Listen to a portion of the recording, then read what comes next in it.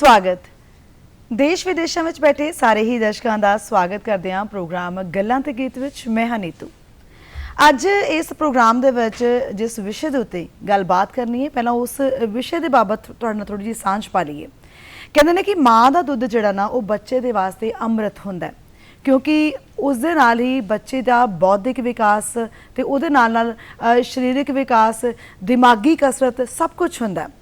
और जो अज एक हफ्ता असी मनाने पे हाँ अंतरराष्ट्रीय जे गल की जाए तो स्तनपान हफ्ता चलता पाया 1 अगस्त तो लैके 7 अगस्त तक ये हफ्ता हर साल मनाया जाता है और ये दसिया जाता है कि किस तरीके दे नाल माँ का दुध बच्चे दे वास्ते उपयोगी है, माँ का दुध क्यों जड़ा वै वो बच्चे नूं देना चाहिए, बच्चे दे पूरे विकास के वास्ते माँ का दुध किवें काम करता है, सो किस तरीके दे नाल जड़ा वै वो देना चाहिए। इस बाबत जड़ा वै वो सारी गलबात जिहड़ी है असीं करन दे वास्ते अपने स्टूडियो दे विच जिस डॉक्टर नूं बुलाया है उन्हें डॉक्टर नवजोत कौर BMS ने और ये नाल जेकर गल की जाए तो आयुर्वेद मैडिकल अफसर ने ये जिहड़े कि सरकारी हस्पताल जलंधर दे विच अपनियां सेवावां दिंदे पे ने। डॉक्टर साहब पहला तो बहुत बहुत स्वागत करते हैं। धन्यवाद जी, सारिਆਂ ਨੂੰ प्यार भरी सत श्री अकाल जी। जी डॉक्टर साहब क्योंकि कहते हैं माँ का दुध जिहड़ा ना बच्चे दे वास्ते अमृत है, पर जो गल की जाए आयुर्वेद के तरीके दे नाल सो माँ का दुध बच्चे दे वास्ते जरूरी क्यों है, पहला तो यही सवाल बनता है। आयुर्वेद के अनुसार आचार्य सुश्रुत जी ने जिहड़ा माँ का दुध है उसके कुछ समानार्थक शब्द दसे हैं जी। उन्होंने इसनूं जिथे दुग्ध क्या है शीर क्या है उत्थे उन्होंने इसनूं जिहड़ा बाल जीवन भी क्या है जी। जिहड़ा बाल जीवन शब्द कहण तो ही स्पष्ट हुंदा है कि जिहड़ा माँ का दुध है वो माँ का दुध जिहड़ा है बाल का जीवन है, भाव वो एक संपूर्ण आहार है जी। संपूर्ण आहार तो भाव है कि उस विच सारे दे सारे जरूरी तत्त मौजूद हैं जिस नाल बच्चे का पोषण जिहड़ा हुंदा है वो चंगे ढंग दे नाल हुंदा है, उसकी बुद्धि का विकास हुंदा है, उसके शरीर विच रोगां नाल लड़न की शक्ति वधदी है अते अनेकां ही प्रकार तो आउण वाले समय विच जिहड़ा है उसका रोगां तो बचा रहिंदा है। जिवें कि तुसीं पहला कहा कि जिहड़ा बच्चे दे लई जिहड़ा माँ का दुध अमृत है, इसलिए माँ का दुध बच्चे दे लई बहुत ही ज़्यादा जरूरी है जी। गल की जाए डॉक्टर साहब क्योंकि कहते हैं कि जो बच्चा पैदा होंदा तो माँ का दुध नाल ही देना शुरू कर दें 2-3 घंटिया के देना चाहिए, पर जो असीं समय की गल करिए तो उदों शुरू होकर माँ का दुध किन्नी उम्र तक जिहड़ा वै बच्चे नूं देना चाहिए, क्योंकि कई लोग कहते हैं कि 6 महीने जरूरी है, कोई कहते हैं 1 साल तक जरूरी है, तो कई औरतां ये भी ने जिहड़ियां कि 3-3 4-4 साल तक अपने बच्चे नूं अपनी फीड जिहड़ियां ने दुध जिहड़ा वो दिंदियां रहिंदियां ने। जी जिहड़ा माँ का दुध है आचार्य सुश्रुत के अनुसार साडे शास्त्रां के अनुसार आयुर्वेदिक शास्त्रां के अनुसार जिहड़ा है वो बच्चे नूं जन्म तो लैके ते 6 महीने तक देना बहुत जरूरी है जी। इस समय दौरान बच्चे नूं ना तां पानी देना चाहिए है अते ना ही कोई ओपरा दुध देना चाहिए है जेकर कोई समस्या ना बनी होवे तां। कई वारी माता या बच्चे नूं कोई समस्या बन जाती है जिस करके ओपरा दुध लगाना पैंदा है, पर जेकर कोई समस्या नहीं है तो 6 महीने तक जब तक बच्चे दे दंद आने शुरू नहीं होंदे उस तो पहला तक जिहड़ा माँ का दुध ही देना चाहिए है। फायदियां दी गल की जाए तो किन्ना क फायदा हुंदा बच्चे नूं माँ का दुध देण दे नाल, ते जे इहदे बाबत दूजे पासे चलीए तो माँ नूं की फायदा हुंदा, क्योंकि अक्सर कहंदे ने ना भी बड़ियां मावां जिहड़ियां कहंदियां भी असीं नहीं देना दुध, पर माँ नूं की नुकसान हो सकते हैं, की फायदे हो सकते हैं जो दुध दिंदी है तो की नुकसान हो सकते हैं जो दुध नहीं दिंदी बच्चे नूं। ते जिहड़ा माँ का दुध है जिवें तुसीं पहला कहा कि बच्चे दे लई अमृत है जी, ते बहुत सारियां जिहड़ियां साइंटिफिक स्टडीज़ होईयां हन जिहदे विच बच्चे नूं माँ का दुध दिता गया ते बच्चे नूं जिहड़ा है ओपरा दुध दिता गया ते जिहदे विच कंपैरिजन कीते गए कि माँ का दुध बच्चे लई किन्ना फायदेमंद है। जिहड़ा माँ का दुध बच्चा लैंदा है वो बच्चा जिहड़ा ओपरा दुध लैंदा है उस दे मुकाबले ज़्यादा बुद्धिवान हुंदा है। इस तो इलावा जिहड़ा बच्चे दे विच शरीर दे विच रोगां नाल लड़न दी शक्ति जिसनूं असीं कि अपनी रोग प्रतिरोधक शक्ति कहने हाँ जी, ते वो जिहड़ी है एक माँ का दुध लैण वाले बच्चे दे विच ज़्यादा पाई जाती है जिस नाल बच्चा निरोग रहिंदा है, सारी उम्र तक निरोग रहिंदा है जी, उसदे शरीर विच रोगां नाल लड़न दी शक्ति जिहड़ी है वो बनी रहिंदी है जी। ਇਸ ਤੋਂ ਇਲਾਵਾ ਇੱਕ ਹੋਰ ਸਾਇੰਟੀਫਿਕ ਸਟੱਡੀ ਹੈ ਜਿਹਦੇ ਵਿੱਚ ਇਹ ਦੇਖਿਆ ਗਿਆ ਹੈ ਕਿ ਜਿਹੜਾ ਬੱਚਾ ਹੈ ਉਹ ਮਾਂ ਦਾ ਦੁੱਧ ਲੈਂਦਾ ਹੈ ਉਸ ਨੂੰ ਆਉਣ ਵਾਲੇ ਸਮੇਂ ਵਿੱਚ ਮੋਟਾਪਾ ਘੱਟ ਆਉਂਦਾ ਹੈ ਜੀ, ਜਿਹੜਾ ਕਿ ਆਪਣੇ ਆਪ ਵਿੱਚ ਇੱਕ ਬਹੁਤ ਭਿਆਨਕ ਰੋਗ ਮੰਨਿਆ ਜਾ ਰਿਹਾ ਅੱਜ ਦੇ ਸਮੇਂ ਦੇ ਵਿੱਚ। ਤੇ ਜਿਹੜੇ ਓਪਰਾ ਦੁੱਧ ਲੈਂਦੇ ਹਨ ਉਹਨਾਂ ਦੇ ਵਿੱਚ ਮੋਟਾਪਾ ਜਿਹੜਾ ਹੈ ਉਹ ਜ਼ਿਆਦਾ ਆਉਂਦਾ ਹੈ ਜੀ। ਤੇ ਅਸੀਂ ਜਾਣਦੇ ਹਾਂ ਕਿ ਮੋਟਾਪੇ ਦੇ ਨਾਲ ਵੀ ਕਈ ਤਰ੍ਹਾਂ ਦੀਆਂ ਰੋਗ ਬਿਮਾਰੀਆਂ ਪੈਦਾ ਹੁੰਦੇ ਹਨ, ਜਿਵੇਂ ਕਿ ਹਾਈਪਰਟੈਂਸ਼ਨ, ਜਿਸ ਨੂੰ ਕਿ ਅਸੀਂ ਉੱਚ ਰਕਤਚਾਪ ਜਾਂ ਹਾਈ ਬਲੱਡ ਪ੍ਰੈਸ਼ਰ ਦੀ ਸਮੱਸਿਆ ਕਹਿੰਦੇ ਹਾਂ, ਡਾਇਬਟੀਜ਼ ਰੋਗ, ਜਿਸ ਨੂੰ ਕਿ ਆਯੁਰਵੇਦ ਵਿੱਚ ਮਧੂਮੇਹ ਦੇ ਨਾਂ ਨਾਲ ਜਾਂ ਪ੍ਰਮੇਹ ਦੇ ਨਾਂ ਨਾਲ ਜਾਣਿਆ ਜਾਂਦਾ ਹੈ। ਸੋ ਇਹਨਾਂ ਰੋਗਾਂ ਤੋਂ ਵੀ, ਮੋਟਾਪੇ ਤੋਂ ਹੋਣ ਵਾਲੇ ਰੋਗਾਂ ਤੋਂ ਵੀ ਬੱਚਾ ਲੰਬੇ ਸਮੇਂ ਤੱਕ ਜਿਹੜਾ ਹੈ ਉਹ ਬਚਿਆ ਰਹਿੰਦਾ ਹੈ, ਕਿ ਅੱਛੀ ਲਾਈਫ ਜਿਹੜੀ ਹੈ ਉਹ ਜਿਉਂਦਾ ਹੈ। ਬਿਲਕੁਲ। ਇਸ ਤੋਂ ਇਲਾਵਾ ਬੱਚਿਆਂ ਵਿੱਚ ਹੋਣ ਵਾਲੇ ਕਈ ਤਰ੍ਹਾਂ ਦੇ ਰੋਗ, ਜਿਹੜੇ ਸੁੱਕਾ ਰੋਗ ਕਹਿ ਦਿੰਦੇ ਹਨ, ਇਹ ਵੀ ਬੱਚਿਆਂ ਨੂੰ ਜਿਹੜਾ ਹੈ ਘੱਟ ਹੁੰਦਾ ਹੈ ਜਿਹੜਾ ਬੱਚਾ ਹੈ ਮਾਂ ਦਾ ਦੁੱਧ ਲੈਂਦਾ ਹੈ ਜੀ। ਤੇ ਇਹ ਸਾਰੇ ਦੇ ਸਾਰੇ ਜਿਹੜੇ ਬੈਨੀਫਿਟਸ ਆ, ਇੱਕ ਜਿਹੜਾ ਬੱਚੇ ਨੇ ਮਾਂ ਦਾ ਦੁੱਧ ਲਿਆ ਹੁੰਦਾ ਹੈ ਉਹਨਾਂ ਨੂੰ ਮਿਲਦੇ ਹਨ। ਤੇ ਜੇ ਆਪਾਂ, ਤੁਸੀਂ ਜਿਵੇਂ ਕਿਹਾ ਕਿ ਮਾਂ ਦੀ ਗੱਲ ਕਰੀਏ, ਤੇ ਸਭ ਤੋਂ ਪਹਿਲਾਂ ਤੇ ਜਦੋਂ ਇੱਕ ਮਾਂ ਬੱਚੇ ਨੂੰ ਦੁੱਧ ਦਿੰਦੀ ਹੈ ਤਾਂ ਬੱਚੇ ਤੇ ਮਾਂ ਦੇ ਵਿੱਚ ਇੱਕ ਭਾਵਨਾਤਮਕ ਰਿਸ਼ਤਾ ਬਣਦਾ ਹੈ, ਇੱਕ ਚੰਗਾ ਬੌਂਡ ਬਣਦਾ ਹੈ ਜੀ, ਜਿਸ ਦੇ ਨਾਲ ਮਾਂ ਨੂੰ ਵੀ ਫਾਇਦਾ ਹੁੰਦਾ ਹੈ, ਉਸਦੇ ਹਾਰਮੋਨਸ ਚੰਗੇ ਬਣਦੇ ਹਨ ਤੇ ਬੱਚੇ ਨੂੰ ਵੀ ਬਹੁਤ ਜ਼ਿਆਦਾ ਫਾਇਦਾ ਹੁੰਦਾ ਹੈ। ਬੱਚੇ ਦੇ ਅੰਦਰ ਇੱਦਾਂ ਦੇ ਹਾਰਮੋਨਸ ਬਣਦੇ ਹਨ ਕਿ ਉਹ ਇੱਕ ਆਉਣ ਵਾਲੇ ਸਮੇਂ ਦੇ ਵਿੱਚ ਇੱਕ ਸਮਾਜਿਕ ਤੌਰ ਦੇ ਉੱਤੇ ਇੱਕ ਚੰਗਾ ਪਰਸਨ ਬਣਦਾ ਹੈ ਜੀ। ਬਿਲਕੁਲ। ਤੇ ਜਿਹੜੀ ਮਾਂ ਬੱਚੇ ਨੂੰ ਫੀਡ ਕਰਾਉਂਦੀ ਹੈ, ਜਦੋਂ ਪ੍ਰੈਗਨੈਂਸੀ ਦੇ ਦੌਰਾਨ ਜਿਹੜਾ ਉਸ ਨੂੰ ਮੋਟਾਪਾ ਆਇਆ ਹੁੰਦਾ ਹੈ, ਉਹ ਛੇਤੀ ਜਿਹੜਾ ਮੋਟਾਪਾ ਘਟਦਾ ਹੈ, ਜਿਸ ਨਾਲ ਲੇਡੀਜ਼ ਦਾ ਫਿਗਰ ਵੀ ਸੋਹਣਾ ਹੁੰਦਾ ਹੈ ਜੀ। ਆਮ ਤੌਰ ਤੇ ਲੇਡੀਜ਼ ਨੂੰ ਭੁਲੇਖਾ ਹੁੰਦਾ ਹੈ ਕਿ ਬੱਚੇ ਨੂੰ ਫੀਡ ਕਰਾਵਾਂਗੇ ਤੇ ਫਿਗਰ ਖਰਾਬ ਹੋ ਜਾਏਗਾ। ਹਾਂ, ਬਸ ਇੱਕ ਗੱਲ ਦਾ ਧਿਆਨ ਰੱਖਣਾ ਚਾਹੀਦਾ ਹੈ ਇਹਦੇ ਵਿੱਚ ਕਿ ਜਦੋਂ ਮਾਂ ਬੱਚੇ ਨੂੰ ਫੀਡ ਕਰਾਉਂਦੀ ਹੈ ਤਾਂ ਪਹਿਲਾਂ ਇੱਕ ਬ੍ਰੈਸਟ ਤੋਂ ਫੀਡ ਕਰਵਾਉਂਦੀ ਹੈ, ਤਾਂ ਉਸ ਤੋਂ ਬਾਅਦ ਉਹ ਦੂਸਰੀ ਬ੍ਰੈਸਟ ਤੋਂ ਫੀਡ ਕਰਾਵੇ ਜੀ, ਤੇ ਜਿਹਦੇ ਨਾਲ ਉਹਦੀ ਇੱਕ ਹੀ ਬ੍ਰੈਸਟ ਜਿਹੜੀ ਹੈ ਉਹ ਲੂਜ਼ ਨਾ ਹੋਵੇ ਤੇ ਇੱਕ ਤੇ ਉੱਤੇ ਹੀ ਸਾਰਾ ਬਰਡਨ ਨਾ ਪਵੇ, ਉਹਦੇ ਨਾਲ ਫਿਗਰ ਖਰਾਬ ਹੋਣ ਦੇ ਚਾਂਸਸ ਹੁੰਦੇ ਹਨ। ਪਰ ਜੇ ਲੇਡੀਜ਼ ਥੋੜਾ ਜਿਹਾ ਧਿਆਨ ਰੱਖ ਕੇ ਜਿਹੜਾ ਬੱਚੇ ਨੂੰ ਫੀਡ ਕਰਾਵੇ, ਪਹਿਲਾਂ ਇੱਕ ਬ੍ਰੈਸਟ ਤੋਂ ਫਿਰ ਉਸ ਤੋਂ ਬਾਅਦ ਦੂਸਰੀ ਬ੍ਰੈਸਟ ਤੋਂ, ਤਾਂ ਉਹਦਾ ਫਿਗਰ ਪਹਿਲਾਂ ਨਾਲੋਂ ਵੀ ਜ਼ਿਆਦਾ ਸੋਹਣਾ ਹੋ ਜਾਂਦਾ ਹੈ। ਡਾਕਟਰ ਸਾਹਿਬ, ਕਿਉਂਕਿ ਇੱਕ ਚੀਜ਼ ਹੋਰ ਮੈਂ ਪੁੱਛਣਾ ਚਾਹਾਂਗੀ, ਕਿਉਂਕਿ ਤਰੀਕਾ ਕੀ ਹੈ ਫੀਡ ਦੇਣ ਦਾ? ਮਤਲਬ ਜਦੋਂ ਮਾਂ ਆਪਣੇ ਬੱਚੇ ਨੂੰ ਦੁੱਧ ਦਿੰਦੀ ਹੈ ਤਾਂ ਤਰੀਕਾ ਕਿਹੜਾ ਅਪਣਾਈਏ? ਕਿਉਂਕਿ ਕਈ ਵਾਰ ਕੀ ਹੁੰਦਾ ਹੈ, ਕੁਝ ਮਾਵਾਂ ਇੱਦਾਂ ਕਰਦੀਆਂ ਨੇ ਕਿ ਉਹ ਲੇਟ ਕੇ ਦੁੱਧ ਪਿਲਾਉਂਦੀਆਂ ਨੇ, ਕੁਝ ਮਾਵਾਂ ਸੋਚਦੀਆਂ ਨੇ ਕਿ ਬੈਠ ਕੇ ਫੀਡ ਦੇਣਾ ਜ਼ਿਆਦਾ ਵਧੀਆ ਮੰਨਿਆ ਜਾਂਦਾ ਹੈ। ਜੇ ਆਪਾਂ ਆਯੁਰਵੇਦ ਦੇ ਹਿਸਾਬ ਦੇ ਨਾਲ ਗੱਲ ਕਰੀਏ ਤਾਂ ਤੁਹਾਨੂੰ ਕੀ ਲੱਗਦਾ ਹੈ ਕਿ ਬੱਚੇ ਨੂੰ ਦੁੱਧ ਪਿਲਾਉਣਾ ਮਾਂ ਦੇ ਵਾਸਤੇ ਜਿਹੜਾ ਪੋਸਚਰ ਹੈ ਉਸਦਾ, ਉਹ ਕਿਸ ਤਰੀਕੇ ਦਾ ਹੋਵੇ ਕਿ ਬੱਚਾ ਵੀ ਤੰਦਰੁਸਤ ਰਹੇ ਤੇ ਮਾਂ ਨੂੰ ਵੀ ਕਿਸੇ ਤਰੀਕੇ ਦਾ ਕੋਈ ਵੀ ਨੁਕਸਾਨ ਨਾ ਹੋਵੇ? ਜੀ, ਜਿਹੜਾ ਪੋਸਚਰ ਦੀ ਗੱਲ ਕਰੀਏ ਤਾਂ ਕੰਫਰਟੇਬਲ ਆਪਾਂ ਦੇਖਣਾ ਹੁੰਦਾ ਹੈ ਕਿ ਕਿਹੜੇ ਪੋਜ਼ ਵਿੱਚ ਬੱਚਾ ਤੇ ਮਾਂ ਜ਼ਿਆਦਾ ਕੰਫਰਟੇਬਲ ਹੈ ਜੀ। ਤੇ ਕਈ ਵਾਰੀ ਬੱਚਾ ਕੰਫਰਟੇਬਲ ਨਹੀਂ ਹੁੰਦਾ ਤੇ ਉਹ ਫਿਰ ਫੀਡ ਨਹੀਂ ਲੈਂਦਾ ਜੀ। ਤੇ ਆਪਾਂ ਕਿਸੇ ਵੀ ਪੋਜ਼ ਵਿੱਚ ਦੇ ਸਕਦੇ ਹਾਂ, ਲੇਟ ਕੇ ਵੀ ਦੇ ਸਕਦੇ ਹਾਂ, ਬੈਠ ਕੇ ਵੀ ਦੇ ਸਕਦੇ ਹਾਂ। ਬਸ ਕੁਝ ਇਸ ਗੱਲ ਦਾ ਧਿਆਨ ਰੱਖਣਾ ਹੁੰਦਾ ਹੈ ਕਿ ਜਿਹੜੀ ਬ੍ਰੈਸਟ ਹੈ ਉਹ ਬੱਚੇ ਦੇ ਨੱਕ ਨੂੰ ਨਾ ਦਬਾਵੇ, ਜਿਸ ਨਾਲ ਉਸ ਨੂੰ ਸਾਹ ਲੈਣ ਵਿੱਚ ਦਿੱਕਤ ਆਵੇ ਜੀ। ਤੇ ਬੱਚੇ ਦਾ ਜਿਹੜਾ ਹੈਗਾ, ਆਪਣੀ ਅਸੀਂ ਨਿੱਪਲ ਫੀਡਿੰਗ ਨਹੀਂ ਕਰਾਣੀ ਹੁੰਦੀ, ਬ੍ਰੈਸਟ ਫੀਡਿੰਗ ਕਰਾਣੀ ਹੁੰਦੀ ਹੈ। ਤੇ ਨਿੱਪਲ ਫੀਡਿੰਗ ਦਾ ਭਾਵ ਇਹ ਹੈ ਕਿ ਸਿਰਫ ਨਿੱਪਲ ਨੂੰ ਰੱਖਣਾ, ਤੇ ਜਿਹੜਾ ਬ੍ਰੈਸਟ ਫੀਡਿੰਗ ਹੈ ਕਿ ਜਿਹੜਾ ਏਰੀਓਲਾ ਪਾਰਟ ਹੈ ਸਾਡਾ, ਜਿਹੜਾ ਕਾਲੇ ਰੰਗ ਦਾ ਪੋਰਸ਼ਨ ਹੁੰਦਾ ਹੈ, ਉਹ ਬੱਚੇ ਦੇ ਮੂੰਹ ਵਿੱਚ ਪੂਰਾ ਜਾਵੇ।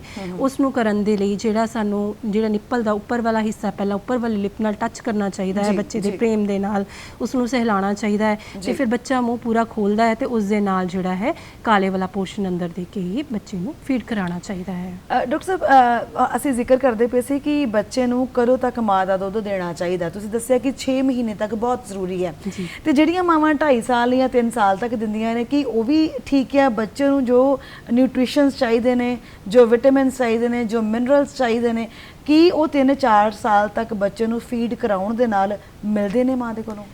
ਜੀ, ਜੇ ਆਪਾਂ ਗੱਲ ਕਰੀਏ ਕਿ ਕੱਲਾ ਅਸੀਂ ਬ੍ਰੈਸਟ ਫੀਡ ਤੇ ਰੱਖਣਾ ਹੈ ਤਾਂ ਉਹ ਗਲਤ ਹੈ 3-4 ਸਾਲ ਤੱਕ ਜੀ।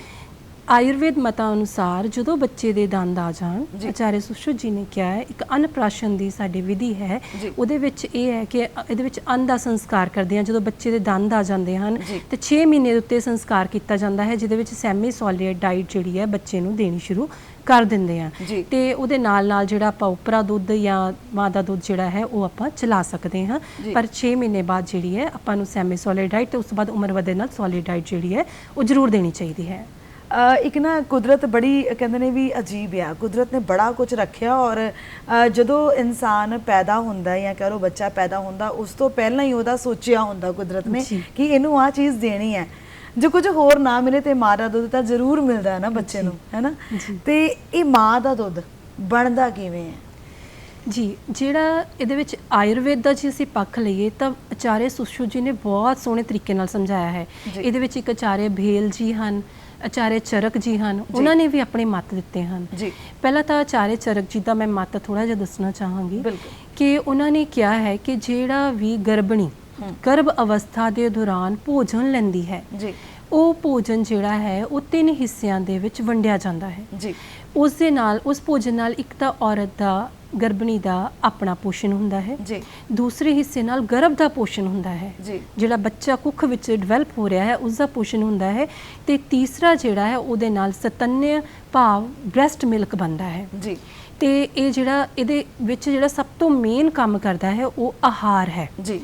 ਤੇ ਜੇ ਆਚਾਰਿਆ ਸੁਸ਼ਰੁਤ ਜੀ ਦਾ ਪੱਖ ਲਿਆ ਜਾਵੇ ਤਾਂ ਉਹਨਾਂ ਨੇ ਬਹੁਤ ਹੀ ਸੋਹਣੇ ਤਰੀਕੇ ਨਾਲ ਸਮਝਾਇਆ ਹੈ ਕਿ ਜਦੋਂ ਵੀ ਅਸੀਂ ਕੋਈ ਅੰਨ ਲੈਂਦੇ ਹਾਂ ਤਾਂ ਉਸ ਤੋਂ ਸਭ ਤੋਂ ਪਹਿਲਾਂ ਅੰਨ ਤੋਂ ਰਸ ਬਣਦਾ ਹੈ, ਤੇ ਜਿਹੜਾ ਰਸ ਤੋਂ ਬਾਅਦ ਰਕਤ ਬਣਦਾ ਹੈ ਜਿਸ ਨੂੰ ਅਸੀਂ ਬਲੱਡ ਕਹਿੰਦੇ ਹਾਂ। ਉਸ ਤੋਂ ਬਾਅਦ ਮਾਸ ਬਣਦਾ ਹੈ ਜਿਹਨੂੰ ਅਸੀਂ ਮਾਸਪੇਸ਼ੀਆਂ ਕਹਿੰਦੇ ਹਾਂ। ਉਸ ਤੋਂ ਬਾਅਦ ਮੇਦ ਬਣਦਾ ਹੈ ਜਿਹਨੂੰ ਸਾਡੀ ਬਾਡੀ ਦੀ ਫੈਟ ਹੁੰਦੀ ਹੈ। ਅਸਥੀਆਂ ਬਣਦੀਆਂ ਹਨ, ਠੀਕ ਹੈ, ਅਸਥੀਆਂ ਦਾ ਪੋਸ਼ਣ ਹੁੰਦਾ ਹੈ ਭਾਵ ਜਿਹੜੀਆਂ ਸਾਡੀਆਂ ਹੱਡੀਆਂ ਹੁੰਦੀਆਂ ਹਨ। ਉਸ ਤੋਂ ਬਾਅਦ ਮੱਜਾ ਜਿਹੜਾ ਅਸਥੀਆਂ ਦੇ ਵਿੱਚ ਵਾਲਾ ਮਟੀਰੀਅਲ ਹੁੰਦਾ ਹੈ, ਤੇ ਫਿਰ ਸ਼ੁਕਰ ਧਾਤੂ ਜਿਸ ਨੂੰ ਕਿ ਅਸੀਂ ਸਪਰਮ ਕਹਿੰਦੇ ਹਾਂ। ਇਸ ਤਰੀਕੇ ਦੇ ਨਾਲ ਜਿਵੇਂ ਨਹਿਰ ਵਿੱਚ ਪਾਣੀ ਜਾਂਦਾ ਹੈ ਤਾਂ ਉਹ ਸਾਰੇ ਖੇਤ ਦਾ ਪੋਸ਼ਣ ਹੁੰਦਾ ਹੈ, ਉਸੇ ਤਰੀਕੇ ਨਾਲ ਸਾਡੀਆਂ ਸੱਤ ਧਾਤੂਆਂ ਦਾ ਜਿਹੜਾ ਹੈ ਉਹ ਪੋਸ਼ਣ ਇਸ ਤਰੀਕੇ ਨਾਲ ਹੁੰਦਾ ਹੈ। ਤੇ ਉਹਦੇ ਵਿੱਚੋਂ ਸਭ ਤੋਂ ਜਿਹੜੀ ਪਹਿਲੀ ਧਾਤੂ ਹੈ, ਜਦੋਂ ਅਸੀਂ ਭੋਜਨ ਲਿਆ ਤੇ ਉਸ ਤੋਂ ਬਾਅਦ ਜਿਹੜੀ ਸਭ ਤੋਂ ਪਹਿਲੀ ਧਾਤੂ ਰਸ ਧਾਤੂ ਹੈ, ਉਸ ਰਸ ਧਾਤੂ ਅੱਗੇ ਜਾ ਕੇ 2 ਹਿੱਸਿਆਂ 'ਚ ਵੰਡੀ ਜਾਂਦੀ ਹੈ। ਉਸ ਤੋਂ 2 ਉਪ ਧਾਤੂ ਬਣਦੀ ਹੈ।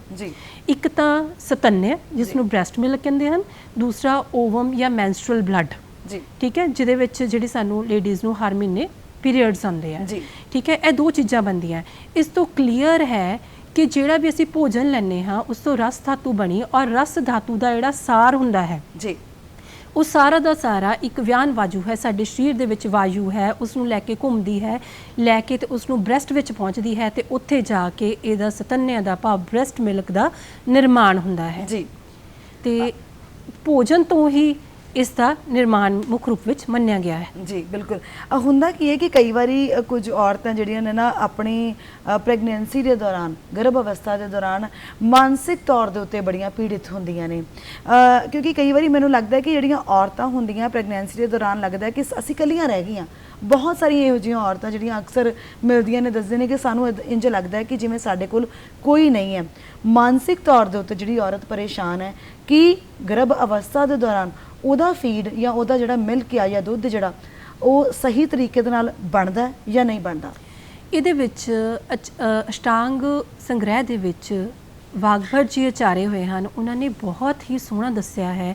ਉਹਨਾਂ ਨੇ ਦੱਸਿਆ ਹੈ ਕਿ ਜਿਹੜਾ ਮਾਨਸਿਕ ਸਥਿਤੀ ਇਸਤਰੀ ਦੀ ਹੈ, ਗਰਭਣੀ ਦੀ ਹੈ, ਉਹ ਬਹੁਤ ਹੀ ਵੱਡਾ ਰੋਲ ਪਲੇ ਕਰਦੀ ਹੈ। ਜੇਕਰ ਇਸਤਰੀ ਮਾਨਸਿਕ ਤੌਰ ਤੇ ਪਰੇਸ਼ਾਨ ਹੋਵੇਗੀ ਤਾਂ ਉਸ ਦਾ ਜਿਹੜਾ ਹੈ ਬ੍ਰੈਸਟ ਮਿਲਕ ਹੈ ਉਹ ਠੀਕ ਤਰੀਕੇ ਨਾਲ ਨਹੀਂ ਬਣ ਪਾਏਗਾ। ਇਸ ਲਈ ਗਰਭ ਅਵਸਥਾ ਦੇ ਦੌਰਾਨ ਵੀ ਤੇ ਡਿਲੀਵਰੀ ਤੋਂ ਬਾਅਦ ਵੀ ਜਿਹੜਾ ਮਾਂ ਦਾ ਖੁਸ਼ ਰਹਿਣਾ ਉਹ ਬਹੁਤ ਜ਼ਰੂਰੀ ਹੈ। ਉਸ ਨੂੰ ਕਿਸੇ ਤਰ੍ਹਾਂ ਦਾ ਵੀ ਮਾਨਸਿਕ ਤਣਾਅ ਨਹੀਂ ਹੋਣਾ ਚਾਹੀਦਾ। ਗੱਲ ਕਰਦੇ ਹਾਂ ਅਸੀਂ ਖੁਰਾਕ ਦੀ, ਕਿਉਂਕਿ ਕਹਿੰਦੇ ਨੇ ਖਾਣਾ ਪੀਣਾ ਜਿਹੜਾ ਨਾ ਉਹਦੇ ਨਾਲ ਬਹੁਤ ਜ਼ਿਆਦਾ ਪ੍ਰਭਾਵਿਤ ਕਰਦਾ ਹੈ ਸਾਡੀ ਮਾਨਸਿਕ ਸਿਹਤ ਨੂੰ, ਸਾਡੀ ਆਪਣੀ ਪੂਰੇ ਸਰੀਰ ਨੂੰ। ਤੇ ਜੇ ਗੱਲ ਕੀਤੀ ਜਾਵੇ ਉਸ ਫੀਡ ਨੂੰ ਜਿਹੜੀ ਅਸੀਂ ਬੱਚੇ ਨੂੰ ਦਿੰਦੇ ਹਾਂ, ਖਾਣਾ ਪੀਣਾ ਜਿਹੜਾ ਵਾ ਉਹਦੇ ਨਾਲ ਕਿੰਨਾ ਕੁ ਅਸਰ ਪੈਂਦਾ ਹੈ ਬੱਚੇ ਦੇ ਵਿਕਾਸ ਦੇ ਵਾਸਤੇ, ਬੱਚੇ ਦੇ ਸਰੀਰਕ ਵਿਕਾਸ ਦੇ ਨਾਲ ਕਿਵੇਂ ਜੁੜਿਆ, ਔਰ ਬੱਚੇ ਦੇ ਬੌਧਿਕ ਵਿਕਾਸ ਦੇ ਨਾਲ ਕਿਵੇਂ ਜੁੜਿਆ ਜਿਹੜਾ ਮਾਂ ਦੀ ਖੁਰਾਕ ਹੈ, ਮਾਂ ਦਾ ਖਾਣਾ ਪੀਣਾ। ਜਿਹੜਾ ਮਾਂ ਦੀ ਖੁਰਾਕ ਹੈ ਉਸ ਵਿੱਚ ਪ੍ਰਕਿਰਤਿਕ ਰੂਪ ਵਿੱਚ ਹੀ ਉਹ ਸਾਰੇ ਦੇ ਸਾਰੇ ਤੱਤ ਪਾਏ ਜਾਂਦੇ ਹਨ, ਚਾਹੇ ਕਾਰਬੋਹਾਈਡਰੇਟਸ ਹੋਣ, ਪ੍ਰੋਟੀਨਸ ਹੋਣ, ਫੈਟ ਹੋਵੇ, ਵਿਟਾਮਿਨਸ ਹੋਣ, ਮਿਨਰਲਸ ਹੋਣ, ਸਾਰੇ ਦੇ ਸਾਰੇ ਜਿਹੜੇ ਤੱਤ ਹੈ ਇੱਕ ਪ੍ਰਕਿਰਤੀ ਵੱਲੋਂ ਉਹਦੇ ਵਿੱਚ ਕੰਪਲੀਟ ਰੂਪ ਵਿੱਚ ਪਾਏ ਜਾਂਦੇ ਹਨ। ਜਿਹੜਾ ਬੱਚਾ ਮਾਂ ਦਾ ਦੁੱਧ ਲੈਂਦਾ ਹੈ ਉਸ ਦੇ ਵਿੱਚ ਉਸਦਾ ਪੋਸ਼ਣ ਜਿਹੜਾ ਹੈ ਉਹ ਚੰਗੇ ਤਰੀਕੇ ਨਾਲ ਹੁੰਦਾ ਹੈ, ਉਸਦੀ ਜਿਹੜੀ ਬੁੱਧੀ ਹੈ ਉਹ ਵਧੀਆ ਤਰੀਕੇ ਨਾਲ ਡਿਵੈਲਪ ਹੁੰਦੀ ਹੈ। ਤੇ ਸਭ ਤੋਂ ਜ਼ਿਆਦਾ ਜਿਹੜੀ ਬੁੱਧੀ ਹੈ ਉਹ ਪਹਿਲੇ 6 ਮਹੀਨੇ 'ਚ ਡਿਵੈਲਪ ਹੁੰਦੀ ਹੈ ਤੇ ਉਸ ਤੋਂ ਬਾਅਦ ਜੇ ਆਪਾਂ ਸਮਾਂ ਮੰਨਿਆ ਜਾਵੇ ਤਾਂ 2 ਸਾਲ ਦੇ ਸਮੇਂ ਤੱਕ ਜਿਹੜੀ ਬੁੱਧੀ ਹੈ ਉਹ ਜ਼ਿਆਦਾ ਡਿਵੈਲਪ ਹੁੰਦੀ ਹੈ। ਤੇ ਜਿਹੜਾ ਬੱਚਾ ਮਾਂ ਦਾ ਦੁੱਧ ਲੈਂਦਾ ਹੈ, ਉਪਰਾ ਦੁੱਧ ਨਹੀਂ ਲੈਂਦਾ, ਉਸ ਦੀ ਬੁੱਧੀ ਦਾ ਵਿਕਾਸ ਜਿਹੜਾ ਹੈ ਉਹ ਜ਼ਿਆਦਾ ਹੁੰਦਾ ਹੈ। ਇਸ ਲਈ ਜਿਹੜੀ ਖੁਰਾਕ ਹੈ ਉਹ ਜੇ ਮਾਂ ਚੰਗੀ ਖੁਰਾਕ ਲਵੇਗੀ ਤਾਂ ਉਸ ਤੋਂ ਚੰਗਾ ਜਿਹੜਾ ਹੈ ਮਿਲਕ ਪ੍ਰੋਡਕਸ਼ਨ ਹੋਊਗੀ, ਬ੍ਰੈਸਟ ਮਿਲਕ ਚੰਗਾ ਬਣੂਗਾ ਤੇ ਬੱਚੇ ਦੀ ਜਿਹੜਾ ਬੌਧਿਕ ਵਿਕਾਸ, ਮਾਨਸਿਕ ਵਿਕਾਸ ਜਾਂ ਉਸਦਾ ਜਾਂ ਸਰੀਰਕ ਵਿਕਾਸ ਹੈ ਉਹ ਚੰਗੇ ਰੂਪ 'ਚ ਹੋਵੇਗਾ। ਸਵਾਲ ਹੁਣ ਇਹ ਪੈਦਾ ਹੁੰਦਾ ਹੈ ਕਿ ਖੁਰਾਕ ਜਿਹੜੀ ਹੈ ਹੋਵੇਗੀ, ਕਿਉਂਕਿ ਕੋਈ ਲੋਕ ਕਹਿੰਦੇ ਨੇ ਕਿ ਸਾਤਵਿਕ ਖਾਣਾ ਖਾਣਾ, ਜਾਂ ਆਯੁਰਵੇਦ ਦੇ ਹਿਸਾਬ ਦੇ ਨਾਲ ਤੇ ਸਾਤਵਿਕ ਖਾਣੇ ਦਾ ਬੜਾ ਵਧੀਆ ਜ਼ਿਕਰ ਕੀਤਾ ਜਾਂਦਾ ਹੈ। ਕਈ ਕਹਿੰਦੇ ਨੇ ਕਿ ਮਾਸਾਹਾਰੀ ਭੋਜਨ ਮਾਂ ਦੇ ਵਾਸਤੇ ਚੰਗਾ ਹੁੰਦਾ, ਚੰਗੀ ਖੁਰਾਕ ਦੇ ਵਾਸਤੇ। ਕੋਈ ਕਹਿੰਦੇ ਨੇ ਸ਼ਾਕਾਹਾਰੀ ਭੋਜਨ ਚੰਗਾ ਹੁੰਦਾ। ਜੇ ਮਾਂ ਦੀ ਥਾਲੀ ਦੀ ਗੱਲ ਕੀਤੀ ਜਾਵੇ, ਸਵੇਰ ਤੋਂ ਲੈ ਕੇ ਦੁਪਹਿਰ ਤੱਕ, ਦੁਪਹਿਰ ਤੋਂ ਲੈ ਕੇ ਰਾਤ ਤੱਕ, ਤੇ ਉਹਦੇ ਵਿੱਚ ਇੱਕ ਸਬ ਮੀਲ ਵੀ ਅਕਸਰ ਆਪਾਂ ਜ਼ਿਕਰ ਕਰਦੇ ਹਾਂ ਕਿ 11-12 ਵਜੇ ਤੇ ਇੱਕ ਸ਼ਾਮ ਦਾ, ਉਹਦੀ ਥਾਲੀ ਜਿਹੜੀ ਹੈ ਸਵੇਰ ਤੋਂ ਲੈ ਕੇ ਸ਼ਾਮ ਤੱਕ ਕਿਹੋ ਜਿਹੀ ਹੋਣੀ ਚਾਹੀਦੀ ਹੈ ਜਿਹਦੇ ਵਿੱਚ ਸਾਰਾ ਕੁਝ ਪਾਇਆ ਜਾਵੇ, ਕਿਉਂਕਿ ਜੋ ਵੀ ਮਾਂ ਨੇ ਖਾਣਾ ਆਖਰਕਾਰ ਜਾਣਾ ਤਾਂ ਬੱਚੇ ਦੇ ਕੋਲ ਹੀ ਹੈ। ਜੀ ਜੀ, ਜਿਹੜਾ ਮਾਂ ਹੈ ਸਭ ਤੋਂ ਪਹਿਲਾਂ ਜਿਹੜੀ ਇੰਪੋਰਟੈਂਟ ਚੀਜ਼ ਇਹ ਹੈ ਕਿ ਉਹ ਜਿਹੜਾ ਖਾਣਾ ਸਮੇਂ ਸਿਰ ਲਵੇ। ਜੀ, ਤੁਸੀਂ ਬਹੁਤ ਅੱਛੀ ਗੱਲ ਕੀਤੀ ਸਾਤਵਿਕ, ਰਾਜਸਿਕ ਤੇ ਤਾਮਸਿਕ ਆਹਾਰ ਦੀ। ਮੈਂ ਥੋੜਾ ਜਿਹਾ ਉਹਦੇ ਬਾਰੇ ਵੀ ਦੱਸਣਾ ਚਾਹਾਂਗੀ। ਜਿਹੜਾ ਸਾਤਵਿਕ ਆਹਾਰ ਉਹ ਹੁੰਦਾ ਹੈ ਜਿਵੇਂ ਕਿ ਦੁੱਧ, ਦਹੀਂ, ਮੱਖਣ, ਘਿਓ, ਸਾਦਾ ਖਾਣਾ ਪੀਣਾ, ਸਬਜ਼ੀਆਂ, ਫਲ, ਇਹ ਸਾਰਾ ਸਾਤਵਿਕ ਆਹਾਰ 'ਚ ਆਉਂਦਾ ਹੈ। ਜਿਹੜਾ ਰਾਜਸਿਕ ਆਹਾਰ ਹੈ ਉਹਦੇ ਵਿੱਚ ਆਉਂਦੇ ਆ ਤੇਜ਼ ਮਿਰਚ, ਮਸਾਲੇ, ਅਚਾਰ, ਚਟਨੀਆਂ, ਜਿਹੜੇ ਜ਼ਰੂਰਤ ਤੋਂ ਜ਼ਿਆਦਾ ਤੇਜ਼ ਹੁੰਦੇ ਆ। ਤੇ ਜਿਹੜਾ ਸਾਤਵਿਕ ਆਹਾਰ ਲੈਂਦਾ ਹੈ ਉਹ ਜਿਹੜਾ ਬੱਚਾ ਅੱਛੇ ਤਰੀਕੇ ਨਾਲ ਜ਼ਿਆਦਾ ਗਰੋ ਕਰਦਾ ਹੈ, ਥੋੜਾ ਅਧਿਆਤਮਿਕ ਵੀ ਹੁੰਦਾ ਹੈ ਉਹ ਬੱਚਾ। ਤੇ ਜਿਹੜਾ ਰਾਜਸਿਕ ਲੈਂਦਾ ਹੈ ਉਹ ਥੋੜਾ ਜਿਹਾ ਕ੍ਰੋਧ ਵਾਲਾ ਹੁੰਦਾ ਹੈ। ਤੇ ਜਿਹੜਾ ਤਾਮਸਿਕ ਆਹਾਰ ਹੈ ਉਹਦੇ ਵਿੱਚ ਸਾਡੇ ਆਯੁਰਵੇਦ ਵਿੱਚ ਮਾਸ, ਮੱਛੀ, ਮੀਟ ਜ਼ਰੂਰਤ ਤੋਂ ਜ਼ਿਆਦਾ ਜਿਹੜਾ ਸੇਵਨ ਕਰਨਾ ਇਹਨੂੰ ਮੰਨਿਆ ਗਿਆ ਹੈ। ਤੇ ਇਹ ਬੱਚੇ ਥੋੜੇ ਜਿਹੇ ਆਲਸੀ ਹੁੰਦੇ ਹਨ ਤੇ ਥੋੜੇ ਅਧਿਆਤਮਿਕ ਵੀ ਘੱਟ ਹੁੰਦੇ ਹਨ। ਤੇ ਇਸ ਲਈ ਜਿਹੜਾ ਮਾਂ ਦੀ ਜੇ ਹੁਣ ਤੁਸੀਂ ਥਾਲੀ ਦੀ ਗੱਲ ਕਰਦੇ ਆ ਤਾਂ ਉਹਦੇ ਵਿੱਚ ਜਿਹੜਾ ਸਾਤਵਿਕ ਆਹਾਰ ਜਿਹੜਾ ਹੈ ਉਹ ਜ਼ਰੂਰ ਸ਼ਾਮਲ ਹੋਣਾ ਚਾਹੀਦਾ ਹੈ। ਜੀ ਬਿਲਕੁਲ। ਤੇ ਜਿਵੇਂ ਦੁੱਧ, ਦਹੀਂ, ਮੱਖਣ, ਘਿਓ, ਸਾਦਾ ਫਲ, ਸਬਜ਼ੀਆਂ, ਜਿਵੇਂ ਮੈਂ ਪਹਿਲਾਂ ਵੀ ਦੱਸਿਆ। ਜੀ। ਤੇ ਇੰਪੋਰਟੈਂਟ ਹੈ ਕਿ ਜਿਹੜੀ ਲੇਡੀ ਹੈ ਤਿੰਨੋਂ ਟਾਈਮ ਦਾ ਮੀਲ ਸਮੇਂ ਸਿਰ ਲਵੇ। ਜਿਹੜਾ ਹੈ ਕਈ ਵਾਰੀ ਅਸੀਂ ਬ੍ਰੇਕਫਾਸਟ ਜਾ ਕੇ 11-12 ਵਜੇ ਕਰਦੇ ਆ, ਉਹ ਗਲਤ ਹੈ। ਜੀ। ਤੇ ਤਿੰਨੋਂ ਟਾਈਮ ਦਾ ਮੀਲ ਜਿਹੜਾ ਸਮੇਂ ਸਿਰ ਚਲੇ ਜਾਵੇ ਉਹ ਵੀ ਆਪਣੇ ਆਪ ਵਿੱਚ ਬਹੁਤ ਚੰਗੀ ਗੱਲ ਹੈ। ਔਰ ਖਾਣੇ ਤੋਂ ਇੱਕਦਮ ਬਾਅਦ ਜਿਹੜਾ ਪਾਣੀ ਦਾ ਸੇਵਨ ਨਹੀਂ ਕਰਨਾ ਚਾਹੀਦਾ, ਕਿਉਂਕਿ ਖਾਣੇ ਤੋਂ ਬਾਅਦ ਇੱਕਦਮ ਜਿਹੜਾ ਪਾਣੀ ਲਿਆ ਖਾਣੇ ਨੂੰ ਜ਼ਹਿਰ ਸਮਾਨ ਕਰ ਦਿੰਦਾ ਹੈ। ਤੇ ਜੇ ਪਹਿਲਾਂ ਵੀ ਲੈਣਾ ਹੋਵੇ ਤਾਂ ਅੱਧਾ ਘੰਟਾ ਪਹਿਲਾਂ ਲਓ, ਤੇ ਜੇ ਬਾਅਦ ਦੇ ਵਿੱਚ ਲੈਣਾ ਹੈ ਤਾਂ 1 ਘੰਟਾ ਬਾਅਦ ਪਾਣੀ ਦਾ ਸੇਵਨ ਕਰਨਾ ਚਾਹੀਦਾ ਹੈ। ਤੇ ਉਹਦੇ ਨਾਲ ਨਹੀਂ ਤਾਂ ਸਾਰੇ ਦਾ ਸਾਰਾ ਖਾਣਾ ਖਾਦਾ ਵੀ ਜ਼ਹਿਰ ਹੋ ਜਾਂਦਾ। ਕਈ ਵਾਰ ਅਸੀਂ ਕਹਿੰਦੇ ਕਿ ਅਸੀਂ ਖਾਣਾ ਤਾਂ ਬਹੁਤ ਅੱਛਾ ਖਾਦਾ ਪਰ ਲੱਗਿਆ ਨਹੀਂ। ਜੀ। ਪਾਚਨ ਤੰਤਰ ਖਰਾਬ ਹੋ ਗਿਆ, ਗੈਸ ਹੋ ਗਿਆ, ਐਸਿਡਿਟੀ ਹੋ ਗਈ, ਜਾਂ ਸਾਨੂੰ ਬਿਬੰਦ ਜਿਹਨੂੰ ਅਸੀਂ ਕਬਜ਼ ਦੀ ਸਮੱਸਿਆ ਕਹਿ ਦਿੰਦੇ ਹਾਂ। ਇਹਨਾਂ ਚੀਜ਼ਾਂ ਤੋਂ ਬਚਾਅ ਦੇ ਲਈ ਸਾਨੂੰ ਪਾਣੀ ਦਾ ਵੀ ਵਿਸ਼ੇਸ਼ ਰੂਪ 'ਚ ਧਿਆਨ ਰੱਖਣਾ ਚਾਹੀਦਾ ਹੈ। ਤੁਸੀਂ ਡਾਕਟਰ ਸਾਹਿਬ ਹੁਣੇ ਕਿਹਾ ਕਿ ਸਾਤਵਿਕ ਖਾਣਾ ਜਿਹੜਾ ਨਾ ਉਹ ਮਾਂ ਦੀ ਜਿੱਥੇ ਸਿਹਤ ਚੰਗੀ ਕਰਦਾ, ਬੱਚੇ ਨੂੰ ਚੰਗੀ ਖੁਰਾਕ ਦਿੰਦਾ, ਉੱਥੇ ਧਾਰਮਿਕ ਪ੍ਰਵਿਰਤੀ ਵਾਲਾ ਵੀ ਹੁੰਦਾ ਬੱਚਾ। ਜੀ।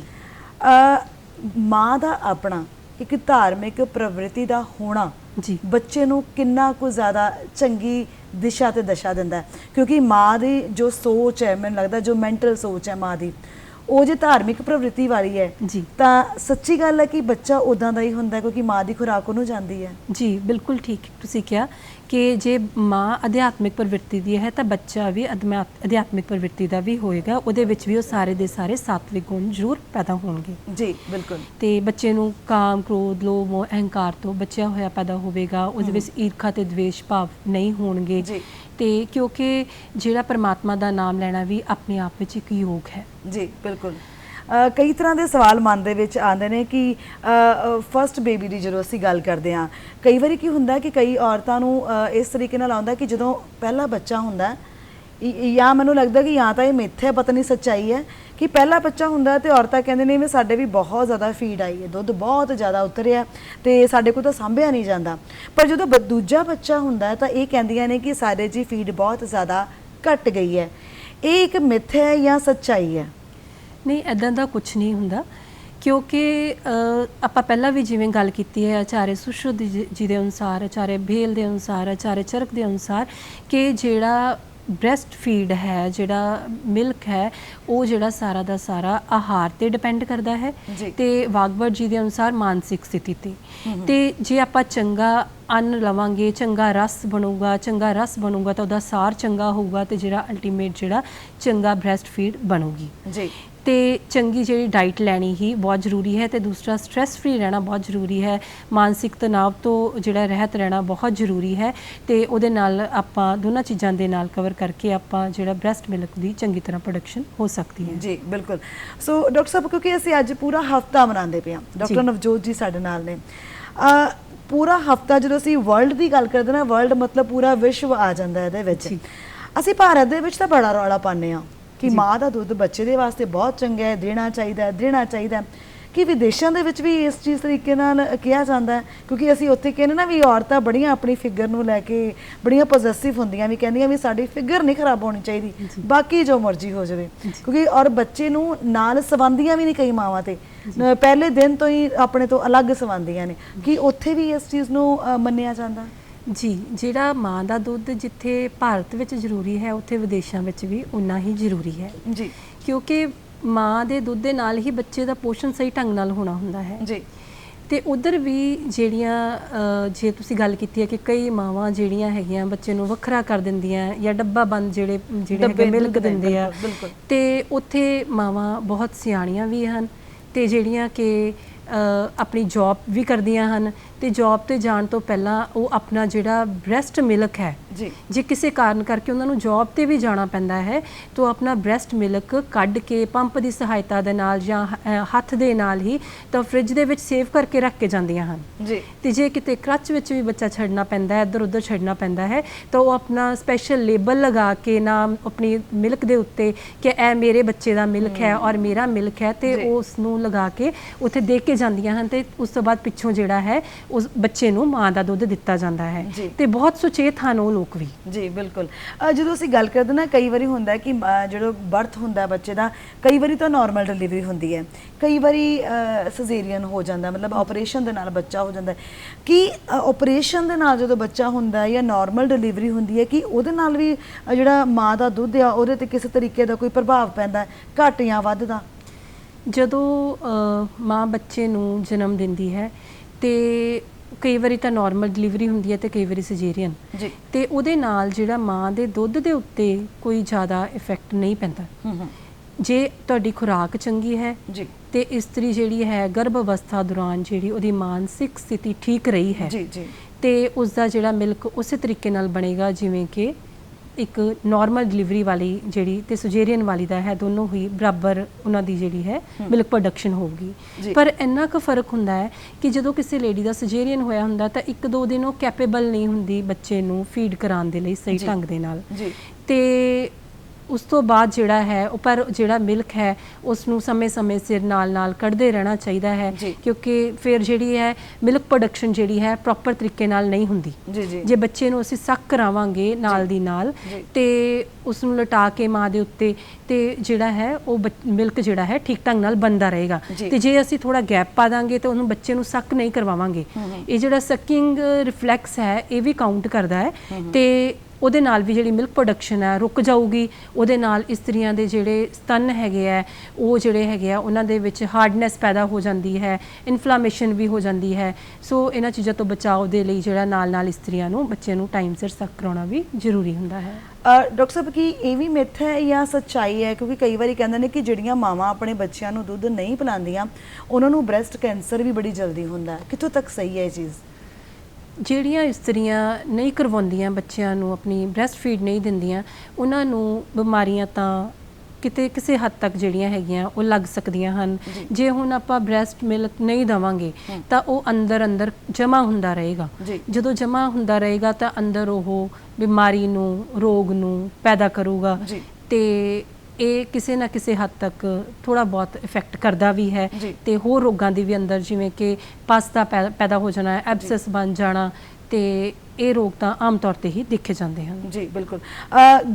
ਸਵਾਲ ਪੈਦਾ ਹੁੰਦਾ ਹੈ ਕਿ ਕਈ ਵਾਰੀ ਕੀ ਹੁੰਦਾ ਹੈ ਕਿ ਬੱਚੇ ਨੂੰ ਜਿਹੜਾ ਨਾ ਮਾਂ ਦੀ ਖੁਰਾਕ ਨਹੀਂ ਮਿਲ ਪਾਉਂਦੀ, ਬਹੁਤ ਵਾਰੀ ਇਹੋ ਜਿਹੇ ਹਾਲਾਤ ਪੈਦਾ ਹੋ ਜਾਂਦੇ ਕਿ ਜਿੱਦਾਂ ਤੁਸੀਂ ਦੱਸਿਆ ਕਿ ਕਈ ਵਾਰੀ ਬੱਚੇ ਨੂੰ ਮਾਂ ਤੋਂ 2 ਦਿਨ ਉਰੇ ਪਰੇ ਰੱਖਣਾ ਪੈ ਜਾਂਦਾ, ਤਾਂ ਉਹਨਾਂ ਹਾਲਾਤਾਂ ਦੇ ਵਿੱਚ ਜੇ ਮਾਂ ਦੀ ਫੀਡ ਨਹੀਂ ਆਈ, ਮਾਂ ਦਾ ਦੁੱਧ ਨਹੀਂ ਆਇਆ, ਤੇ ਆਯੁਰਵੇਦ ਦੇ ਹਿਸਾਬ ਦੇ ਨਾਲ ਕਿਹੜੀ ਖੁਰਾਕ ਦਿੱਤੀ ਜਾਵੇ ਜਾਂ ਕੀ ਕੀਤਾ ਜਾਵੇ ਜਾਂ ਕੀ ਦਿੱਤਾ ਜਾਵੇ ਜਿਹਦੇ ਨਾਲ ਮਾਂ ਦਾ ਜਿਹੜਾ ਦੁੱਧ ਆ ਉਹ ਉਤਰ ਆਵੇ ਤੇ ਬੱਚੇ ਨੂੰ ਦਿੱਤਾ ਜਾਵੇ?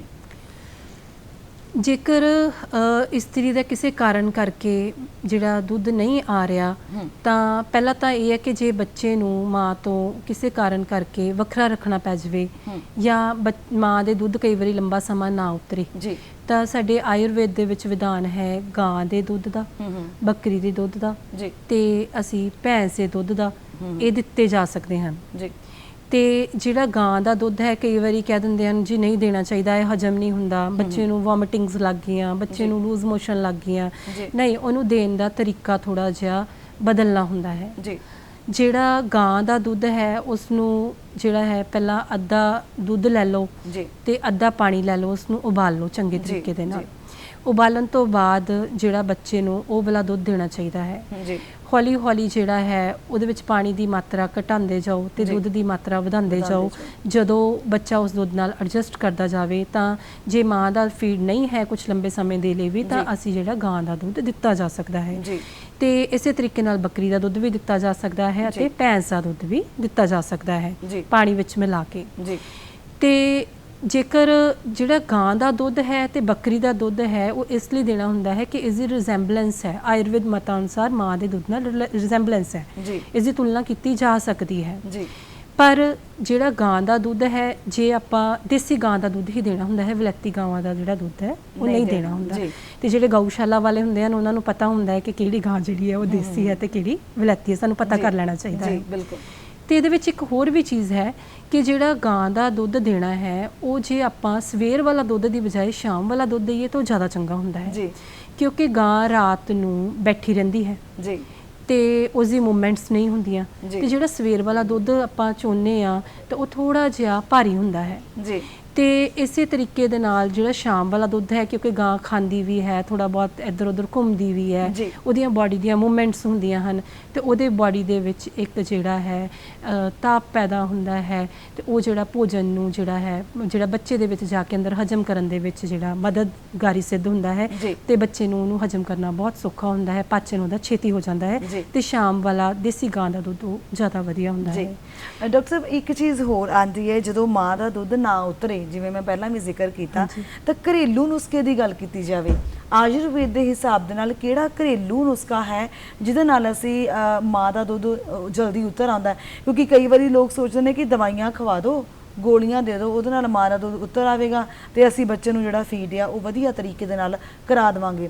ਪਰ ਜੇ ਦਵਾਈਆਂ ਨਾ ਦੇਣੀਆਂ ਹੋਣ, ਆਯੁਰਵੇਦ ਤਰੀਕੇ ਦੇ ਨਾਲ ਅਸੀਂ ਘਰੇਲੂ ਨੁਸਖਾ ਕਿਹੜਾ ਅਪਣਾਈਏ? ਸਭ ਤੋਂ ਪਹਿਲਾਂ ਤਾਂ ਮੈਂ ਘਰੇਲੂ ਨੁਸਖਿਆਂ ਤੋਂ ਪਹਿਲਾਂ ਵੀ ਇਹ ਦੱਸਣਾ ਚਾਹਾਂਗੀ ਕਿ ਖੁਰਾਕ ਚੰਗੀ ਹੋਣੀ ਚਾਹੀਦੀ ਹੈ ਜੀ। ਜਿਹੜੀ ਆਪਣੀ ਸਾਡੀ ਰਸੋਈ ਹੈ ਉਹ ਆਪਣੇ ਆਪ ਵਿੱਚ ਇੱਕ ਦਵਾਖਾਨਾ ਹੈ। ਬਿਲਕੁਲ। ਤੇ ਜਿਹੜੀ ਖੁਰਾਕ ਹੈ ਮਦਰ ਦੀ, ਜਿਹੜੀ ਬ੍ਰੈਸਟ ਫੀਡ ਲਈ ਬਹੁਤ ਚੰਗੀ ਹੁੰਦੀ ਹੈ ਵਧਾਉਣ ਦੇ ਲਈ, ਤੇ ਉਹਦੇ ਵਿੱਚ ਅਸੀਂ ਜੀਰਾ, ਸੌਂਫ, ਮੇਥੀ ਦਾਣਾ, ਗਾਜਰਾਂ, ਪਪੀਤਾ, ਠੀਕ ਹੈ, ਬਰਾਊਨ ਰਾਈਸ ਤੇ ਇਹ ਜਿਹੜੀਆਂ ਚੀਜ਼ਾਂ ਹੈਗੀਆਂ ਤੇ ਭਰਪੂਰ ਮਾਤਰਾ ਵਿੱਚ ਜਿਹੜਾ ਪਾਣੀ ਦਾ ਸੇਵਨ, ਕਿਉਂਕਿ ਜਦੋਂ ਅਸੀਂ ਬ੍ਰੈਸਟ ਮਿਲਕ ਦੀ ਕੰਪੋਜੀਸ਼ਨ ਦੇਖਦੇ ਹਾਂ ਤਾਂ 87% ਤੱਕ ਤਾਂ ਉਹਦੇ ਵਿੱਚ ਵਾਟਰ ਹੀ ਹੁੰਦਾ ਹੈ, ਪਾਣੀ ਹੁੰਦਾ ਹੈ ਤੇ ਜਿਹੜਾ ਲੇਡੀ ਦਾ ਭਰਪੂਰ ਮਾਤਰਾ ਦੇ ਵਿੱਚ ਪਾਣੀ ਪੀਣਾ ਬਹੁਤ ਜ਼ਰੂਰੀ ਹੈ ਤਾਂ ਕਿ ਬ੍ਰੈਸਟ ਮਿਲਕ ਚੰਗੀ ਤਰ੍ਹਾਂ ਬਣੇ। ਤੇ ਦੂਸਰੀ ਗੱਲ ਹੈ ਕਿ ਨਾਲ ਪਾਣੀ ਦਾ ਮਤਲਬ ਕੱਲਾ ਪਾਣੀ ਹੀ ਨਹੀਂ ਹੈ, ਉਹਦੇ ਵਿੱਚ ਤੁਸੀਂ ਨਾਰੀਅਲ ਪਾਣੀ ਵੀ ਲੈ ਸਕਦੇ ਹਾਂ, ਗਾਜਰ ਦਾ ਜੂਸ ਲੈ ਸਕਦੇ ਹਾਂ, ਹੋਰ ਜੂਸ ਲਿਆ ਜਾ ਸਕਦਾ ਹੈ, ਦੁੱਧ ਲਿਆ ਜਾ ਸਕਦਾ ਹੈ, ਦੁੱਧ ਵੀ ਭਰਪੂਰ ਮਾਤਰਾ ਵਿੱਚ ਲੇਡੀ ਨੂੰ ਲੈਣਾ ਚਾਹੀਦਾ ਹੈ।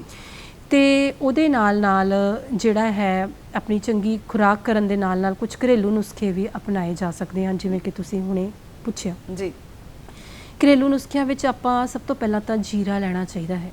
ਜੀਰੇ ਨੂੰ ਕੜਾਈ ਵਿੱਚ ਚੰਗੀ ਤਰ੍ਹਾਂ ਭੁੰਨ ਲਓ, ਜਦੋਂ ਬਰਾਊਨ ਕਲਰ ਦਾ ਹੋ ਜਾਵੇ ਤਾਂ ਉਸ ਨੂੰ ਪੀਸ ਲਓ।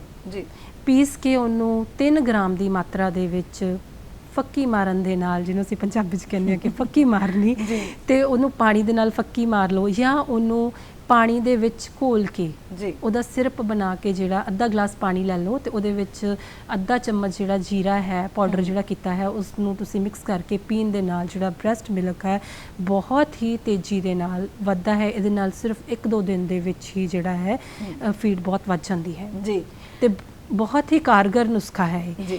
ਇਸ ਤੋਂ ਇਲਾਵਾ ਹੋਰ ਵੀ ਨੁਸਖੇ ਹਨ ਜਿਹੜੇ ਮੈਂ ਦੱਸਣਾ ਚਾਹਾਂਗੀ, ਸਾਂਝੇ ਕਰਨਾ ਚਾਹਾਂਗੀ। ਇਸ ਤੋਂ ਇਲਾਵਾ ਜਿਹੜੀ ਸਾਡੇ ਘਰ ਦੇ ਵਿੱਚ ਸੌਂਫ ਪਈ ਹੁੰਦੀ ਹੈ ਉਹਨੂੰ ਅੱਧਾ ਚਮਚ ਸੌਂਫ ਨੂੰ ਰੋਜ਼ ਖਾਣ ਦੇ ਨਾਲ ਸਿੱਧੇ ਰੂਪ ਵਿੱਚ, ਜਾਂ ਸੌਂਫ ਦਾ ਸਿੱਧਾ ਉਹਨੂੰ ਪੀਸ ਲਓ, ਪਾਊਡਰ ਕਰ ਲਓ। ਅੱਧਾ ਚਮਚ ਪਾਊਡਰ ਜਿਹੜਾ ਹੈ ਰੋਜ਼ ਲੈਣ ਦੇ ਨਾਲ ਵੀ ਬਹੁਤ ਛੇਤੀ ਜਿਹੜੀ ਹੈ ਬ੍ਰੈਸਟ ਫੀਡ ਵੱਧਦੀ ਹੈ ਜੀ। ਇਸ ਤੋਂ ਇਲਾਵਾ ਮੇਥੀ ਦਾਣਾ ਲੈ ਲਓ, ਉਸ ਨੂੰ ਰਾਤ ਨੂੰ ਅੱਧਾ ਚਮਚ ਪਾਣੀ ਦੇ ਵਿੱਚ 1 ਗਲਾਸ ਪਾਣੀ 'ਚ ਭਿਗੋ ਦਿਓ ਜੀ ਤੇ ਸਵੇਰੇ ਉੱਠ ਕੇ ਉਸ ਦਾ ਜਿਹੜਾ ਪਾਣੀ ਪੀਣ ਦੇ ਨਾਲ ਵੀ ਜਿਹੜਾ ਬ੍ਰੈਸਟ ਫੀਡ ਵੱਧਦੀ ਹੈ। ਔਰ ਸਭ ਤੋਂ ਵੱਡੀ ਗੱਲ ਹੈ ਕਿ ਇਹ ਤਿੰਨੋਂ ਨੁਸਖੇ ਇਕੱਠੇ ਵੀ ਤੁਸੀਂ ਵਰਤ ਸਕਦੇ ਹੋ ਤਿੰਨੋਂ। ਬਿਲਕੁਲ। ਇਸ ਤੋਂ ਇਲਾਵਾ ਆਪਣੇ ਘਰ ਦੇ ਵਿੱਚ ਤੁਸੀਂ ਗਾਜਰ ਨੂੰ ਜੇ ਗਾਂ ਦੇ ਘਿਓ ਦੇ ਵਿੱਚ ਉਸਦਾ ਗਾਂ ਦੇ ਦੁੱਧ ਵਿੱਚ ਉਸਦਾ ਹਲਵਾ ਬਣਾ ਕੇ ਦਿੱਤਾ ਜਾਵੇ ਤਾਂ ਉਹ ਵੀ ਇੱਕ ਘਰੇਲੂ ਨੁਸਖਾ ਹੈ, ਉਹਦੇ ਨਾਲ ਵੀ ਬ੍ਰੈਸਟ ਫੀਡ ਬਹੁਤ ਜ਼ਿਆਦਾ ਅੱਛੇ ਤਰੀਕੇ ਨਾਲ ਵੱਧਦੀ ਹੈ ਜੀ। ਡਾਕਟਰ ਸਾਹਿਬ, ਹੁੰਦਾ ਕੀ ਹੈ ਕਿ ਕਈ ਵਾਰੀ ਕਈ ਕੁੜੀਆਂ ਨਾ ਕਹਿੰਦੀਆਂ ਵੀ ਅਸੀਂ ਵਿਆਹ ਨਹੀਂ ਕਰਾਉਣਾ ਹਾਲੇ, ਉਹ ਕਰਦੇ ਕਈ ਵਾਰੀ ਉਮਰ ਬਹੁਤ ਜ਼ਿਆਦਾ ਵੱਧ ਜਾਂਦੀ ਹੈ, ਲੇਟ ਹੋ ਜਾਂਦੀ ਹੈ, ਕਿਉਂਕਿ ਜਿਹੜੇ ਬੱਚੇ 18 ਸਾਲ ਤੋਂ ਲੈ ਕੇ ਕਹਿੰਦੇ ਵੀ 45 ਸਾਲ ਤੱਕ ਮਾਂ ਇੱਕ ਬੱਚੇ ਨੂੰ ਜਨਮ ਦੇ ਸਕਦੀ ਹੈ। ਮੰਨ ਲਓ ਜੇਕਰ ਲੇਟ ਏਜ ਦੇ ਵਿੱਚ ਵਿਆਹ ਹੋਇਆ ਵਾ ਤਾਂ ਲੇਟ ਏਜ ਦੇ ਵਿੱਚ ਹੀ ਬੱਚੇ ਪੈਦਾ ਹੋਏ ਨੇ, ਤੇ ਕੀ ਉਸ ਮਾਂ ਦਾ ਜਿਹੜਾ ਦੁੱਧ ਆ ਉਹ ਉਸੇ ਮਾਤਰਾ ਦੇ ਵਿੱਚ ਆਉਂਦਾ ਜੋ ਇੱਕ 18, 19 ਜਾਂ 20 ਜਾਂ 22 ਸਾਲ ਦੀ ਉਮਰ ਦੇ ਵਿੱਚ ਮਾਂ ਦਾ ਦੁੱਧ ਆ ਸਕਦਾ? ਜੀ, ਜੇ ਤੁਸੀਂ ਬੜਾ ਅੱਛਾ ਕੁਐਸਚਨ ਕੀਤਾ ਹੈ। ਜੇਕਰ ਮਾਤਾ ਆਹਾਰ ਚੰਗਾ ਲਵੇ ਤਾਂ ਬ੍ਰੈਸਟ ਫੀਡ ਉਨੀ ਹੀ ਮਾਤਰਾ ਵਿੱਚ ਬਣ ਸਕਦੀ ਹੈ ਜੀ। ਤੇ ਇੱਕ ਮਾਨਸਿਕ ਜਿਹੜਾ ਤਣਾਅ ਹੈ ਉਸ ਤੋਂ ਮੁਕਤ ਰਵੇ। ਮਾਨਸਿਕ ਤਣਾਅ ਦੇ ਵੀ ਬਹੁਤ ਸਾਰੇ ਜਿਵੇਂ ਹੁਣ ਕਾਰਨ ਸਾਨੂੰ ਦੇਖਣ ਮਿਲਦੇ ਆ, ਜਿਹੜੀਆਂ ਪ੍ਰੈਗਨੈਂਟ ਲੇਡੀਜ਼ ਦੇ ਵਿੱਚ ਕਈ ਵਾਰੀ ਘਰਾਂ ਵਿੱਚੋਂ ਕੋਆਪਰੇਸ਼ਨ ਨਹੀਂ ਹੁੰਦੀ, ਬਹੁਤ ਵੱਡਾ ਕਾਰਨ ਹੁੰਦਾ ਹੈ। ਕੰਮ ਵੀ ਕਰਨਾ ਪੈਂਦਾ ਹੈ ਤੇ ਨਾਲ ਉਧਰ ਬੱਚੇ ਨੂੰ ਜਨਮ ਵੀ ਦੇਣਾ ਹੁੰਦਾ ਹੈ। ਕੰਮ ਕਰਨਾ ਚਾਹੀਦਾ ਹੈ ਪਰ ਫੈਮਿਲੀ ਨੂੰ ਵੀ ਨਾਲ ਥੋੜਾ ਕੋਆਪਰੇਟ ਕਰਨਾ ਚਾਹੀਦਾ ਹੈ, ਲਾਈਫ ਪਾਰਟਨਰ ਨੂੰ ਨਾਲ ਕੋਆਪਰੇਟ ਕਰਨਾ ਚਾਹੀਦਾ ਹੈ। ਇਸੇ ਤਰ੍ਹਾਂ ਜਦੋਂ ਡਿਲੀਵਰੀ ਹੁੰਦੀ ਹੈ ਤਾਂ ਬੱਚੇ ਦਾ ਜਨਮ ਹੁੰਦਾ ਹੈ ਤਾਂ ਤੁਸੀਂ ਦੇਖੋ ਉਸ ਟਾਈਮ ਤੇ ਇੱਕ ਮਾਂ ਦਾ ਵੀ ਜਨਮ ਹੁੰਦਾ ਹੈ। ਬਿਲਕੁਲ, ਇੱਕ ਮਾਂ ਬਣਦੀ ਹੈ, ਉਸ ਦੇ ਲਈ ਇੱਕ ਨਵੀਂ ਸਿਚੁਏਸ਼ਨ ਕ੍ਰੀਏਟ ਹੁੰਦੀ ਹੈ, ਇੱਕ ਮਾਂ ਦਾ ਵੀ ਜਨਮ ਹੁੰਦਾ ਹੈ। ਉਸ ਟਾਈਮ ਵਿੱਚੋਂ ਉਹ ਇੱਕ ਪੀੜਾ ਦੇ ਵਿੱਚੋਂ ਨਿਕਲੀ ਹੁੰਦੀ ਹੈ। ਕਈ ਵਾਰੀ ਸਜੇਰੀਅਨ ਹੋਇਆ ਹੁੰਦਾ ਹੈ ਜਾਂ ਨਾਰਮਲ ਡਿਲੀਵਰੀ ਟਾਈਮ ਵੀ ਜਿਹੜੀ ਇੱਕ ਪੀੜਾ ਉਸਨੇ ਸਹਾਰੀ ਹੁੰਦੀ ਹੈ ਤੇ ਉਸ ਤੋਂ ਬਾਅਦ ਵੀ ਉਹਨੂੰ ਜਿਹੜੀ ਉਹਦੀ ਮਾਨਸਿਕ ਸਥਿਤੀ ਜਿਹੜੀ ਥੋੜੀ ਜਿਹੀ ਵਿਗੜ ਸਕਦੀ ਹੈ ਤੇ ਫੈਮਿਲੀ ਤੇ ਲਾਈਫ ਪਾਰਟਨਰ ਦਾ ਉਸ ਨਾਲ ਕੋਆਪਰੇਟ ਕਰਨਾ ਉਸ ਟਾਈਮ ਤੇ ਬਹੁਤ ਜ਼ਿਆਦਾ ਜ਼ਰੂਰੀ ਹੈ ਜੀ।